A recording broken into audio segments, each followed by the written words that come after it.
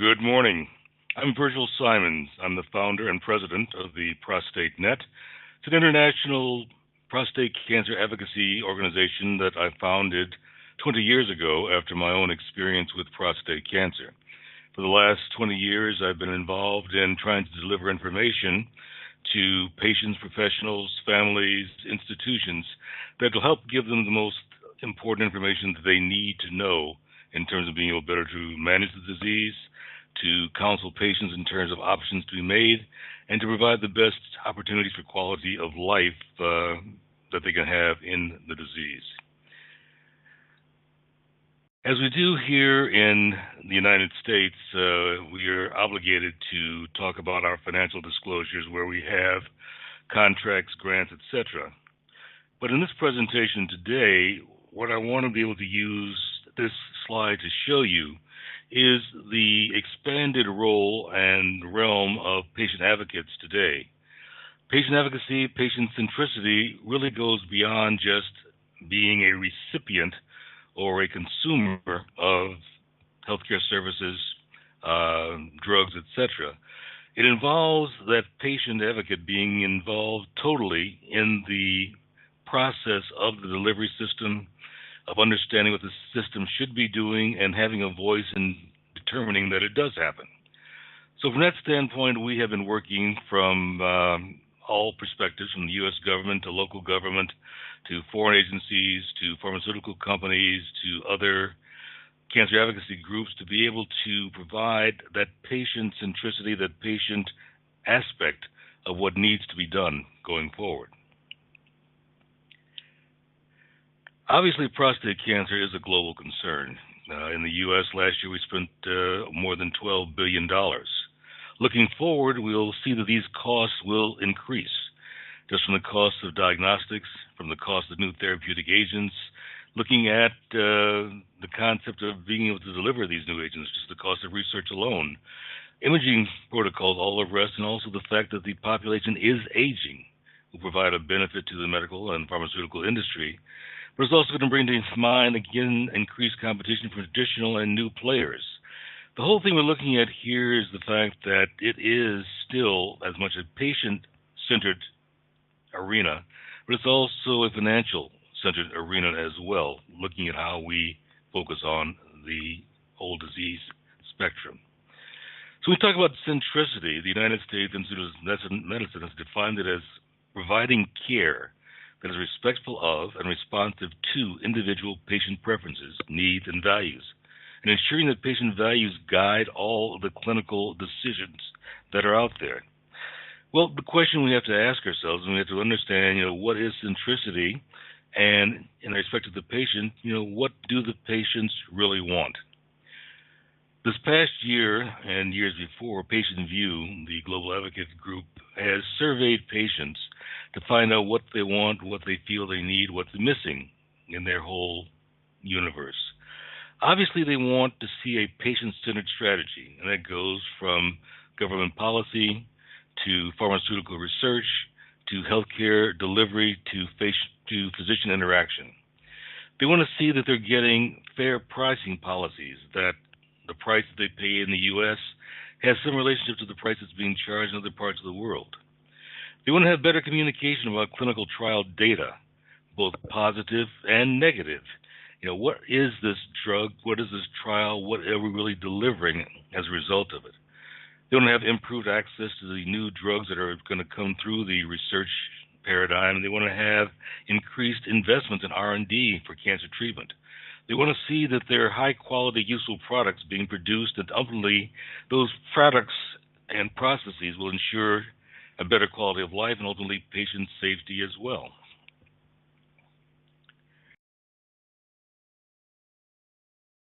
Now, why can we do that?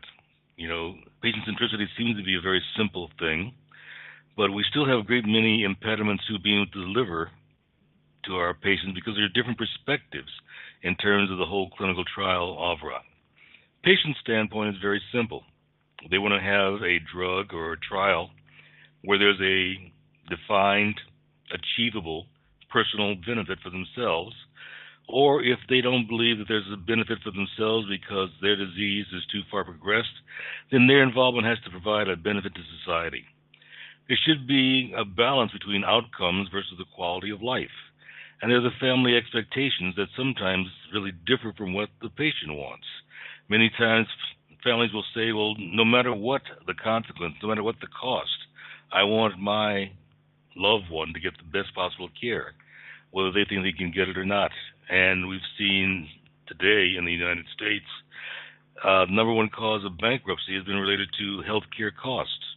So again, it's going to become an issue in terms of will we want our family member to be part of a clinical trial, because will there be a benefit that outweighs the financial barriers?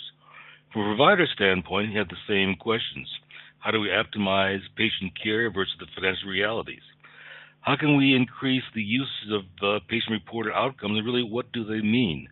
Do physicians understand them? Do patients understand them? And then from the pharma side, we're looking to see how can we maximize shareholder returns. Obviously, the idea is to have an R&D that's going to produce a drug. It's going to have to benefit the bottom line and benefit the shareholder concerns as well. There are going to be regulatory mandates that get involved in terms of pricing, and we're going to see how those things impact with the global pricing structure. But I think the key thing we've seen in terms of barriers to patient centricity and participation in clinical trials is the fact that many pharmaceutical companies have no connection with the patient communities that they are serving.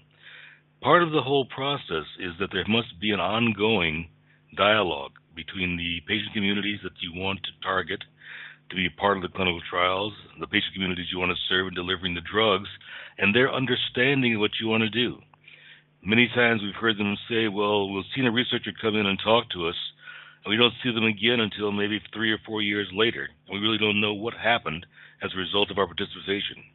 So it comes to a point of being able to say we must be able to manifest transparency in what we deliver to those patients. We look at the core problems for centricity with physicians and pharma. Again, we look at the standpoint of, do patients really understand what targeted therapies are? Do they understand that this particular drug is going to have a specific benefit for them? Do they understand the idea of disease prognosis information? So when the doctor sits down and talks to them and says, well, you've had a failure of this drug and your cancer is progressing, but we're going to do this or that, what does it really mean? Because it comes down to feedback on treatment, and in many cases, uneffective feedback on clinical trials. Oftentimes, patient expectations differ from those of their doctors. And again, physician empathy deficits and the rise of second opinion services talk to the point of trust. Patients oftentimes don't believe that doctors care about them. They don't necessarily believe the doctors are providing the right drug treatment for them or process treatment. So we've seen more and more second opinion services rise to give the patient a chance to say, I don't believe what I'm being told, can you verify it? And we see that happening from the standpoint of increased personal use in healthcare technology, of health apps, of more and more services being delivered through the internet, through companies, through pharma, from hospitals. All of it designed to overcome the barriers to trust that are out there as a major impediment between physicians, their doctors, their overall providers, and the pharmaceutical industry. How we deal with that is something we're going to continue to talk about as we go forward. It comes back to a lack of credibility. There has been a study that was done by the Ekman Trust behaviorist group that only 18% of the worldwide public trust business leaders to tell the truth. Harris polls showed that only 11% of respondents in one of their studies believe pharmaceutical companies to be generally honest and trustworthy. But the light at the end of the tunnel is that 50% of the people surveyed trust NGOs or patient advocacy groups in most of the countries surveyed. So obviously there's an opportunity to really build this concept of patient centricity between pharma, between healthcare establishment, and patient advocates to be able to reach those people that we want to serve best in the communities. As we go forward, we have to look at the basic concept of that barrier. As Anais Nin said, we don't see things as they are. We see them as we are. And it says that we bring our own barriers, our own biases, our own rose-colored glasses to the problem. And how we address it really is not based upon what is demand or what the market or consumer-driven telling us, but we want them to believe that we're telling them. So we look at it from the standpoint that we have silos, and all of us are living in these silos. And these silos are preventing us from really seeing what the problems are and how they need to be addressed. We need to be able to get out of them to be more effective in terms of being able to deliver services to the people that really we want to engage with, from the standpoint of recruitment, for trial participation, what have you. It's an issue that's been talked about from the World Health Organization and many, many others. The idea of creating clinical advocacy, the effort to influence people to create change, which in the context of cancer control results in comprehensive policies and effective program implementation through various forms of persuasive communication. And the key word here is communication. As I said before, many times patients don't understand what the clinical trial is all about. Obviously, they've seen the informational documents, they've gone through and they've signed off on the protocols, and they've acknowledged consent, but in many cases they don't really understand what's totally happening in terms of why this particular procedure is being contemplated, what the hypothesis is, what the ultimate benefit can be for them, what the downsides can be. And the question becomes then, if they don't really understand it, they may not even want to participate. So we've got to begin to look at it to see, how can we address those key questions in patients' mind in terms of centricity. And it goes on the basic information of, are we really providing an enhanced level of care? Is the capacity of doctors to better care for patients expanding? Are patients really integrated into all planning and outcomes, and are really truly integrated with the patient communities? Everyone out here, from pharma to physician, has a strategic statement that talks about patient centricity. But those barriers, the what barriers, are those that talk about the lack of knowledge about or engagement with target patient communities. What do these communities really want? What are they concerned about? What are the things that could be leveraged for or against participation? It talks about the inappropriate, ineffective communication or recruitment strategies. We talk about the tools and outreach based on nutritional patient population protocols. Are we able to reach all the patients who need to be reached? Or are there things we haven't addressed, such as response to therapies based upon genetics, DNA, racial, social barriers? Lack of inclusion in research of all relevant patient populations. Are we going to be able to make a drug that benefits all the population as opposed to just some of the population? And it's going to be minimal commitment to consistent community presence. Again, we start looking at centricity. We know that it's something we are supposed to believe in, and every company has a strategic mission statement about it. But how do we measure it? How do we ensure that it's really being addressed and really being acted upon and being sure about what we're doing? And that brings us back to the how of engagement. We talked about the what, and now we're going to talk about the how. And the how is very simple. To achieve all the things we want to achieve, we have to build consistency with the communities we want to serve. Do we have the appropriate appropriate research output or an input for needs assessment? Do we really understand all of the things that can be important for a successful research study or a successful treatment study? Do we have ongoing community educational interventional activities that leverage the study protocols that will ensure that we have an ongoing audience that is willing to listen to what we have to say? Do we provide effective dialogue and feedback on the research studies, initially, at the conclusion, and during the actual focus of it while it's being completed? And how do we expand patient advocate participation in that business? How do we get these people who are key to the success of the study to be able to be part of it in the beginning, from the standpoint of generating awareness, to the point of generating opportunities to recruit, to assess whether it's appropriate, and then to be able to ensure that we have a patient population for the future. And it comes down to something that's very, very basic in the area of marketing: deliver value. Is what we're doing really delivering value to the audiences that we want to serve? Is it going to be able to be measurable? Is it going to be something that enables us to not only have a successful study today, but to have successful studies in the future? It comes down to, again, building patient advocate partnerships, which requires a business model. We're realizing that the advocacy group is like another consultant. What's their constituency? What's the scope of their reach? What are their deliverables? Can they incorporate outcomes and accountability into what they do, and how will you and them measure success? Because ultimately what we're trying to talk about is incorporating patient advocacy within the structure of your organizations. And I'll give you a little bit of a demonstration in terms of how we've done it at the Prostate Net. Our network today is operating in 51 countries around the world.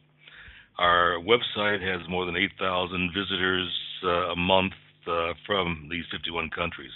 We reach more than 1,200 patient support group leaders. We have more than 1,000 public health workers as part of our database. We reach 6,000 medical oncologists, more than 4,000 neurologists, more than 2,000 cancer researchers. We have government agencies with which we interact. We have participating medical research centers that are part of our network. We have a community that works in Europe, U.S., Africa, South America. And we draw support from corporate sponsors, government, and individuals. And it's an organization that, again, has functioned for the last 20 years and is one that has the ability to understand the needs of your organization and to be able to deliver the measures of success that you expect from any of your other partners.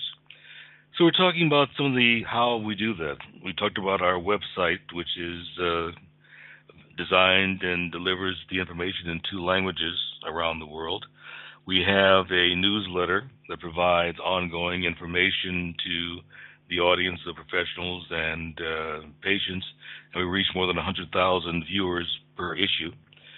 We also have very structured programs in terms of social network integration, because we believe that this is where we can become most effective in being able to provide the credibility that people need to have from their suppliers, partners, caregivers, what have you.